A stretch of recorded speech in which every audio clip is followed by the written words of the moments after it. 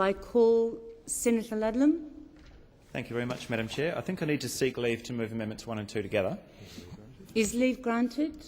Leave is granted. Thanks, Senator Ludlam. Thanks, Chair. I'll just inform the Senate as to what these are about. These are probably among the less controversial of the amendments that various people will be moving this afternoon. It's good to finally, after 13 months of delay and waiting around, at least be into the committee stage of this debate. So, Amendments 1 and 2 on Greens sheet 7006. What these are effectively doing is inserting an object in the Telecommunications Act to remind lawmakers and the public what this Act is for. The objects of the Telecommunications Act at the moment actually lacks an explicit reference to the purpose of telecommunications markets, and over time competition has emerged for a proxy for the public good.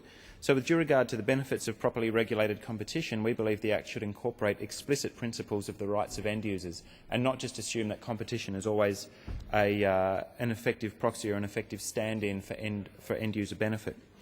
The Telecommunications Act does not define the long-term interests of end users, but it instead refers to the definition in section 152 AB of the Trade Practices Act, where the promotion of the long-term interests of end users is achieved through meeting the objectives of, and there are 3 dot points. The objective of promoting competition in markets for listed services is the first. The second is the objective of achieving any-to-any connectivity in relation to carriage services that involve communication between end users. And the third is the objective of encouraging the economically efficient use of and the economically efficient investment in the infrastructure by which listed services are supplied. And surprisingly enough, the Telecommunications Act 97 defines neither the long-term interests of end users nor any-to-any connectivity, despite the former being a main object of the Act. So by leaving these definitions to the Trade Practices Act, the policymakers at the time clearly saw both overwhelmingly in terms of competition.